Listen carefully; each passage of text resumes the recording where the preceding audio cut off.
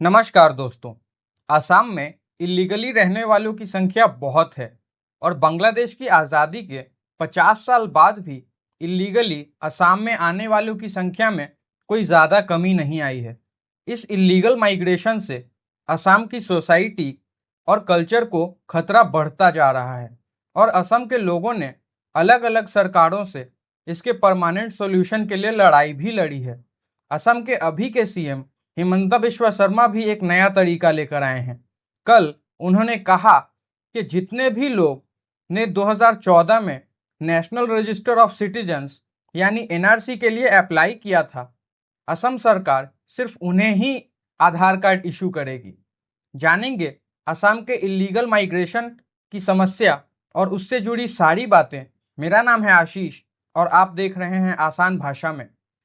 शुरू से शुरू करते हैं। 1971 में बांग्लादेश की आज़ादी के लिए भारत और पाकिस्तान युद्ध लड़ रहे थे। इस पूरी क्राइसिस के कारण बहुत से हिंदू शरणार्थी भारत के वेस्ट बंगाल, असम और त्रिपुरा जैसे राज्यों में अपनी जान बचाकर भाग आए थे।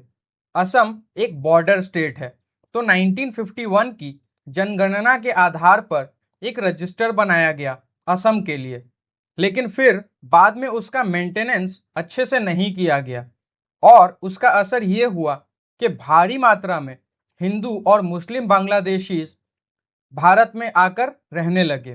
धीरे धीरे इस इलीगल माइग्रेशन का असर असम के लोगों को दिखने लगा। 1979 में ऑल असम स्टूडेंट यूनियन यानी आसू ने असम के लोगों की पॉलिटिकल, इकोनॉमिक और लैंड राइट्स बचाने के आधार पर प्रोटेस्ट की शुरुआत की। धीरे धीरे ये प्रोटेस्ट हिंसक हो गया और 800 से ज़्यादा लोगों की जान चली गई। 15 अगस्त 1985 को राजीव गांधी की सरकार ने आसू के साथ मिलकर असम अकॉर्ड साइन किया। असम मूवमेंट के रिप्रेजेंटेटिव्स ने जनवरी 1, 1966 से पहले असम आए प्रवासी लोगों को नागरिक माना और भारत सरकार ने कहा कि 25 मार्च 1971 के बाद आए लोग डिपोर्ट किए जाएंगे।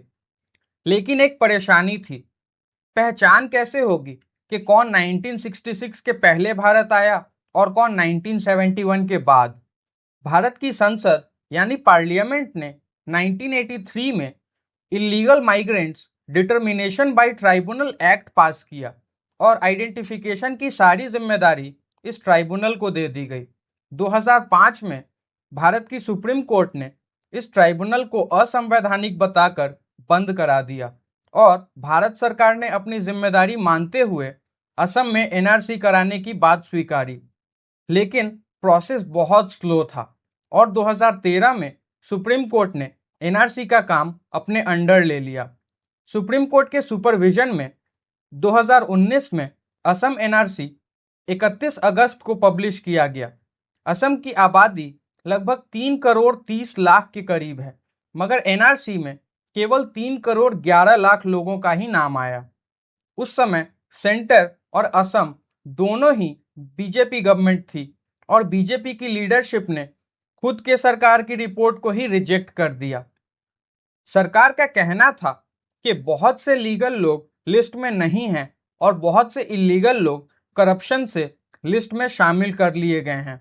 इसको सुधारने के लिए भारत सरकार ने नवंबर 2019 में सिटीजनशिप अमेंडमेंट एक्ट बनाया और 2014 से पहले भारत आए हिंदू, बुद्धिस्ट, पारसी, जैन, सिख और क्रिश्चियंस को नागरिकता लेना आसान बना दिया। मगर बांग्लादेश से बहुत से मुस्लिम भी आए थे, मगर उन्हें छोड़ दिया गया। इसके बाद भारत के अलग अलग जगहों पर प्रोटेस्ट भी हुए। असम में भी हिंसा हुई क्योंकि असम अकॉर्ड की अनदेखी करके कट ऑफ डेट को 1966 से 2014 कर दिया गया था।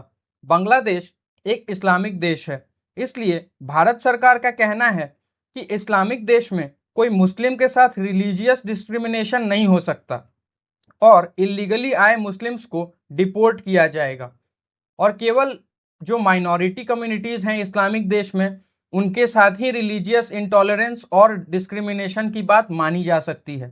इसलिए मुस्लिम्स को डिपोर्ट कर दिया जाएगा।